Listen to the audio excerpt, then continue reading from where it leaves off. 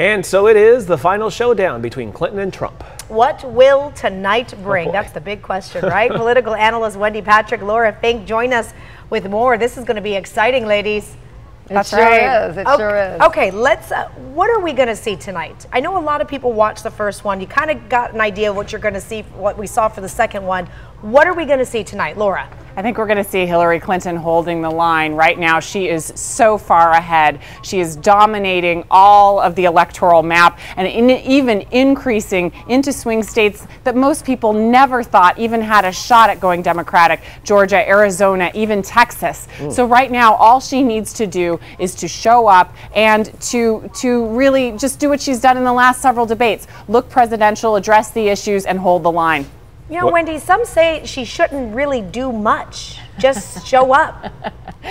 Oh, you know that old saying, what is it, 90% of life is showing up? That's not necessarily true when it comes to political elections. However, having said all of that, you're right in that many people have been saying she should run out the clock. Now, what is that actually going to look like on the debate stage? For one thing, you can imagine that she's going to be very presidential, very serious, right? There's going to be 6 issues discussed, and she's going to make sure she hits every one of them. We know what they are already. None of them are her emails, unless you can count the last one as fitness for office.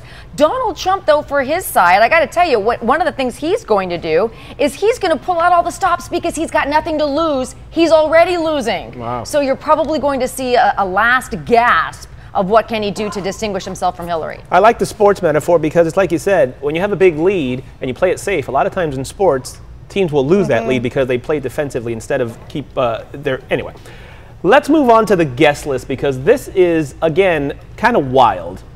Donald Trump invited President Barack Obama's Kenyan-born half-brother. Malik is going to be there. And then also Patricia Smith, the mother of the Benghazi victim, Sean Smith. What is the message with these guests that he brings to these debates? Wendy? You know, I've been calling it intimidation by invitation. Yes. In other words, the psychological warfare played by populating the front row with foes. But these two candidates are celebrities. They are unlikely to be affected by people in the audience. And I know why they decided who they did to invite. I mean, it's the enemy of your enemy is my friend. Right. But remember that this is nothing new. They did that in debates #1 and #2.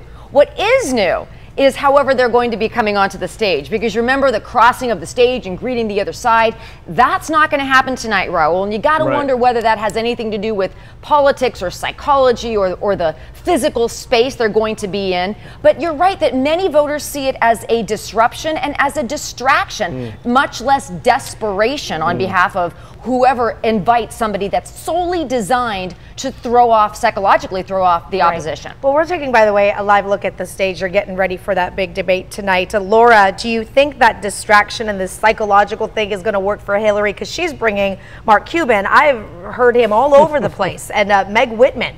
What's her thinking behind that? Well, I think that she wanted 2 business people to sort of, as a physical reminder that Donald Trump's legitimacy as a businessman is called into question. But I will say this, to go back to the sports metaphor, that we really are in what they call in basketball, and Raul will know this, garbage time. This is where really there's very little Donald Trump can do short of a miracle to win. But what can happen during garbage time, which is not true in basketball, is it can have an impact on the rest of the team and the rest of the season.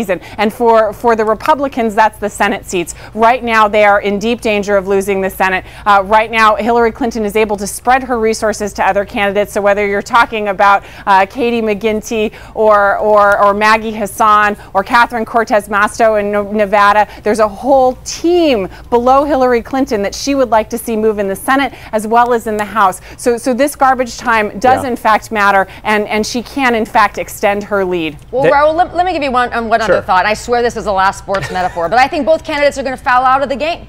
In other words, they are not going to stick with the questions that they're going to be asked because there's no way they can both do that and attack each other with the good stuff, with really the juicy tidbits, the document dumps on both sides. Actually, it's been more of a sort of an allegation dump against Trump. But there's no way they can answer the questions that Chris Wallace already has scripted. We already know his 6 areas, and do the kinds of attacks that will matter to voters. So both of them are going to have to break the rules continually in order to get those points across. Who knew you two were such big sports fans? You going to the Laker game tonight? You got to have us on for the sports segment. Yeah, you guys going to the game tonight? You're going to watch the debate. Okay, let's talk about this Everything that gets said is analyzed and overanalyzed, as we know. This Donald Trump saying that it's a rigged election. It's a rigged election. Every expert, every analyst is now saying, well, he's setting that up for a loss. That's right. Why is he going around saying it's a rigged election when, quite frankly, it's probably not? Well, and it's not. There's no evidence of that. Well, right now, the danger in this is that for the first time in our history, he's trying to delegitimize an election before it happens. Right. And that really undermines the peaceful passage of power from Democrats to Republicans over the course of our history. So his words are really dangerous. But I think you're right, Raul, and the pundits are right. He is trying to make a move. I mean, he has at his back Steve Bannon and Roger Ailes, dominant conservative forces in the media. There are rumors that Jared Kushner, his son-in-law, is setting up financing meetings for post-election, and we've seen his disaffection with the polls. I remember coming in here a year ago, and he was brandishing polls as if to prove that he was a legitimate candidate and that he was a winner. Now he is questioning the polls, saying that they don't reflect what is actually happening and his current status. So this is a move for post-election, and I think it is a sign that he has truly given up winning. Wow. Wendy, do you agree? I think he switches his strategy depending on how he sits in the polls. And you remember it was polls, polls, polls. Look how I'm winning, we're winning, but there's so much winning, you're going to be tired of winning. Now all of a sudden it's rigged. But what does rigged mean? Let me break that down for a second, because if you ask Donald Trump, he thinks rigged means rigged, that somebody's going to be skewing the results at the polling place. Now, his good friend and surrogate Rudy Giuliani attempted to get him out of there the other day by saying, no, it just has to do with media coverage. But I come back to the reality that we talked about even a year ago. Trump makes his own media coverage because he's always in front of a microphone. Hillary is in the debate bunker preparing to give concise, coherent, and polished answers tonight. Not so much with Trump. He's been giving rally after rally, really sort of greasing the skids in order to make this argument, because we all know he's got something in the works post-election for after he loses, and we can't wait to see what it is. That's a whole other conversation that we can have quickly, because the WikiLeaks dump, is it going to have an effect tonight, yes or no? I don't see Trump being able to effectively prosecute the case. He's complained about the media, but it really is up to the candidates to find those bits of information and to prosecute them. Failed to do that because he can't stay on message and he can't stop himself from firing from the hip at whatever he deems appropriate on the day. That's not an effective strategy to win, and so I think it'll come up. Be prepared to parry. Wendy, last word. I think the answer is yes, and it's got to be the last question unless he fouls out the whole rest of the time, because the last question is fitness for office. It actually was the last question, ironically enough. Ladies, thank you. Wendy, Laura, it's going to be fun tonight. We will tweet together. We will tweet. We will see you on the Twitter. Can't wait. See you later.